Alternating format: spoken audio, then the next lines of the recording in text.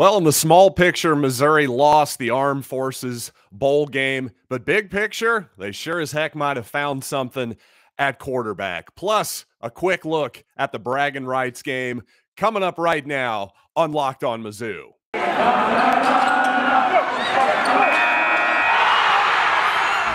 You are Locked On Mizzou, your daily podcast on the Missouri Tigers, part of the Locked On Podcast Network.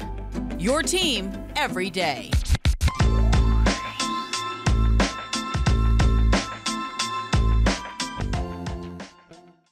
Hail, you true sons and daughters. I'm John Miller, your Mizzou mafioso and the central scrutinizer of Missouri Tigers football and basketball. And today's episode is brought to you by NetSuite. NetSuite is the #1 cloud financial system to power your growth. Head to netsuite.com/LockedOnNCAA for special end-of-year financing on the #1 financial system for growing businesses.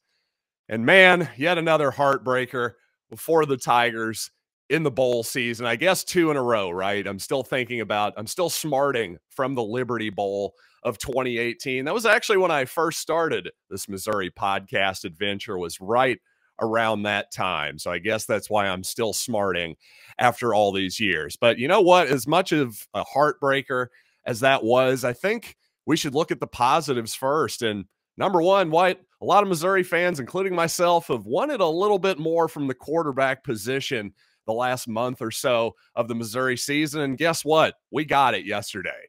I thought Brady Cook was really, really impressive. Now, number one, I think one thing we saw is that he may be even more mobile than we realized. Breaking off that early 30-yard touchdown run, he not only showed some straight line speed there, he actually made a move and made somebody miss in the open field. A little fake pitch and cut and go there. Impressive stuff from Brady Cook, no doubt about it. But, of course, I think that really helped the rest of the Missouri run game actually open up a little bit too. Of course, Missouri ran the ball quite well with Eli Young and Dawson Downing, among others. So, you know, to me, what else Brady Cook was really impressive with, I just thought his short passing accuracy, which to me is something Bazelak has underrated, has been a little bit under the radar, something he's struggled with recently. Well, I thought Brady was really, really accurate. And honestly, other than maybe a couple decisions down the field, maybe threw into a bit of coverage that you could nitpick just a tiny bit. In fact, one of those I even looked back on and thought, no, that guy was pretty open. He beat the safety there. So you're really having to nitpick if you're going to be upset with Brady Cook in his first start, in my opinion. Now, obviously, the 2-point conversion that Missouri needed to ultimately make that a 3-point ball game, unfortunately, that was not Brady's best pass. And also, perhaps Dawson Downing left his feet a little early, mistimed his jump too. Regardless, Brady took the blame after the game.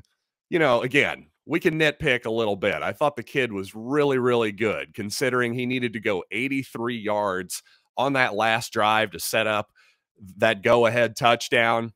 What more could you ask from a first-time starter? I just think if Brady Cook isn't, frankly, the leader in the clubhouse to be the starter next season, I'd almost be surprised right now. I know that's just one performance, but I really thought it was that impressive. I really did. I don't know about you all. I'd be curious to hear what all the Mizzou fans think about Brady as well. And by the way, this is another reason why I tried to tap the brakes a little bit on anybody who is assuming that Sam Horn's going to be your week 1 starter next season.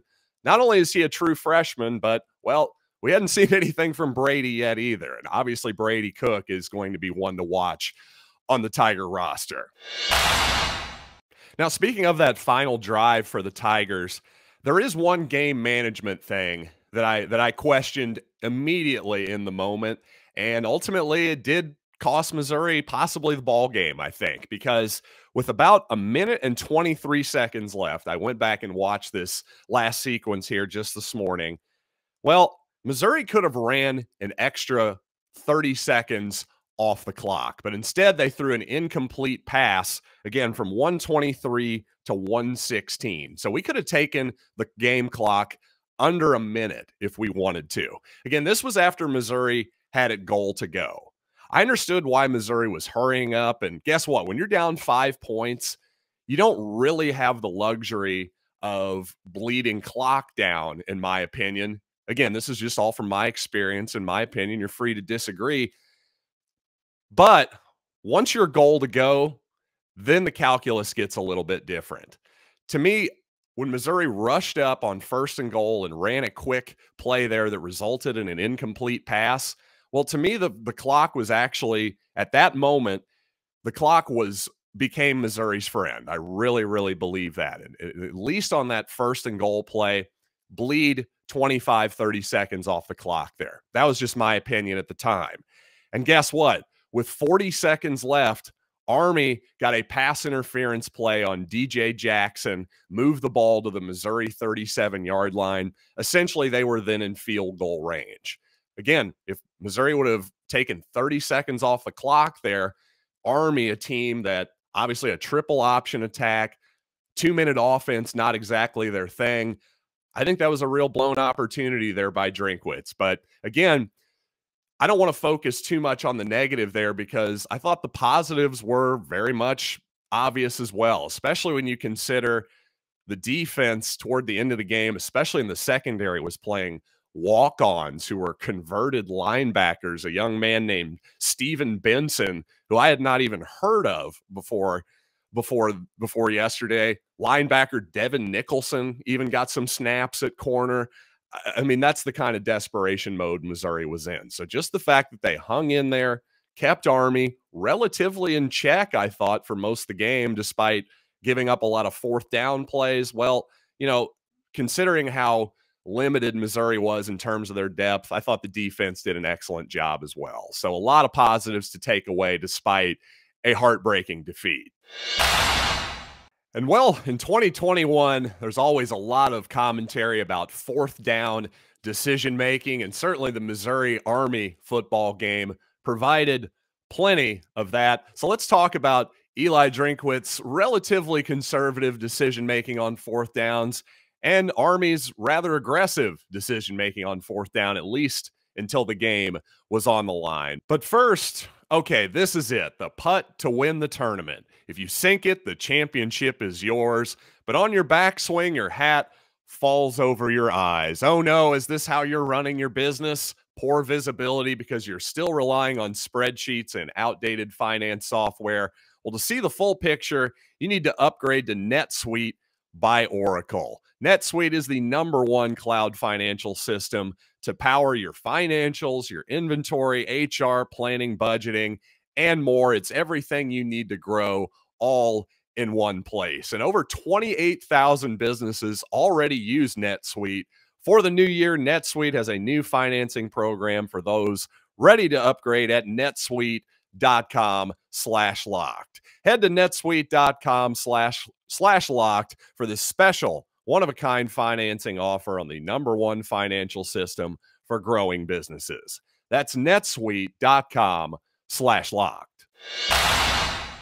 By the way, while I thought Brady Cook played an excellent ball game for Missouri yesterday, ironically, it might have been his high school teammate, Ja'Cory Buchanan, the big running back, the dive man, if you will, for Army. Gosh, I thought you could argue he might have been the MVP of the game because that game really was won and lost on 4th down. Army converting 5 of 5 on their 4th down situations. And frankly, I was stunned that Army didn't go for it late on a 4th and 2 situation where I thought, well, they might just put the game away here, but Army decided to punt, and, well, it ended up being a perfect punt. Army downed the ball inside the 2-yard line, but still, as a Missouri fan at the time, seeing how that game had played out and seeing how dominant Buchanan had been picking up those short yardage downs on those dive plays, I was going, actually, I think we have a better chance of going 98 yards than we do actually stopping this play and then going another 60 or so for a touchdown. That just seemed like, I don't know, I was surprised after how aggressive Army had been in that game on 4th downs that they weren't aggressive there. But on the Missouri side, you know, certainly some people wanted Eli Drinkwitz to go for it early in the game. I believe there was a 4th and 3 in the red zone where Missouri settles for a field goal. Obviously, Missouri settled for a field goal multiple times in the Army end of the field. But, those 4th and 3 type situations, to me, that's just right on the cusp of, do you want to go for it? Should we settle for a field goal? We kind of would like to get points here. I really can't fault Missouri for going up 16-7, number one, and getting that 2-possession lead. Can't fault Missouri there whatsoever. But the other part of the equation is, I think maybe in the back of my mind, I was still imagining the old Missouri offense with Connor Bazelak at quarterback, because really, I will admit, with Brady Cook's ability to run the football, to keep the ball on the back end of a zone read type play, for instance, that does give you more options and should make you more aggressive on those 4th down plays. So am I riding the fence here? Yes, I am. I absolutely am. I will say, though, that 4th and 1 play, Dawson Downing may have looked like he missed the hole there to me. I don't want to be too critical of Dawson here, but on the other hand, I thought it was the right decision to go for it on 4th and 1 there. I didn't have any problem with that whatsoever. Missouri obviously called a timeout right beforehand, and, obviously they could have used that timeout, right? And maybe that would have factored into maybe them bleeding a little bit more clock in that goal-to-go situation there at the end of the game on Missouri's last possession. So that timeout certainly could have come in handy, but I have to admit, at the time, I wasn't complaining. I was saying, you know what? This is actually a decent use of a timeout. If you didn't like your look on 4th and 1, you didn't like the play you called, and you feel like you can do something better, you have a better alternative, you want to go over and just discuss a few things with your line, your new quarterback, I thought that was all completely legitimate. So to me, using that one timeout, not a big deal there. Unfortunately, Missouri just didn't pick it up, didn't execute the play. Maybe you can say it was a bad play call, but regardless, I think it was a good decision and perhaps an obvious decision to go for it on 4th down in that particular situation. Obviously, Missouri was not only undermanned at the defensive back spot, but also quite unmanned at the tight end position as well. One of the reasons for that, Daniel Parker Jr. entering the transfer portal, well, he's found a landing spot with the Oklahoma Sooners. Kind of a surprising upgrade there for Daniel Parker Jr., at least in terms of programs. Let's be honest, Oklahoma's ahead of us, folks, as much as I hate to say it. I was surprised he found that good of a landing spot, but hey, good for him. Good luck to Daniel Parker. Seems like a good dude, and hey, we'll always have the Florida 2-point conversion. But I will say I was a tiny bit disappointed that the true freshman Ryanhorst camp was never even targeted on the day. I would have liked to have seen more from him, but apparently he did a pretty good job along with the offensive line and clearing out some holes for Eli Young and Dawson Downing and the rest of the Missouri running game. So it's just kind of strange. There isn't a lot of evidence so far. I was saying on the show the other day, I was hoping Missouri would maybe have another chance at St. Louis tight end Mac Markway, but I got to say, 3 years into Eli Drinkwitz being a head coach, including that 1 year at App State, and not a lot of evidence that he really prioritizes using the tight end position in the passing game. So is that a personnel thing? Is that just a coincidence? Or is this a philosophical thing on Drinkwitz's part? I'm starting to think it's more philosophical, but we'll see going forward here at Missouri. No doubt about that. And unfortunately, but probably a little bit predictably, right, Missouri's win streak at the Bragging Rights basketball game ends at 3 with a pretty convincing beatdown by the Illini yesterday. So let's talk a little bit about that basketball game. But first, I got to tell you that BetOnline has you covered this holiday season with more props, odds, and lines than ever before as football continues its march through bowl season and the college football playoff. Of course, they've got you covered with the NFL as well. Maybe you're an NBA type person. Maybe you like the UFC, Vegas casino games. Regardless, don't wait to take advantage of all the amazing offers available for the 2021 season, including the fact that if you sign up today at their website or on your mobile device, you just need to use the promo code Locked On for a 50% welcome bonus on your first deposit. Once again, that's a 50% welcome bonus on top of whatever your first deposit is when you use the promo code Locked On at BetOnline, where the game starts. Okay, I'll admit it. It still stung quite a bit to see the Fighting Illini hoisting, the bragging rights trophy high in the air, because, by God, that is one underrated trophy. Am I right? That bragging rights trophy is pretty strong, especially in terms of a fun trophy to hoist up in the air triumphantly like it's the Stanley Cup or something like that. That's a really solid trophy. Now, it doesn't have a fancy name like the Little Brown Jug or anything like that, but I got to say, that thing's pretty good. It's better than the weird battle line trophy that they roll out every season for the Missouri-Arkansas football game. That's for sure.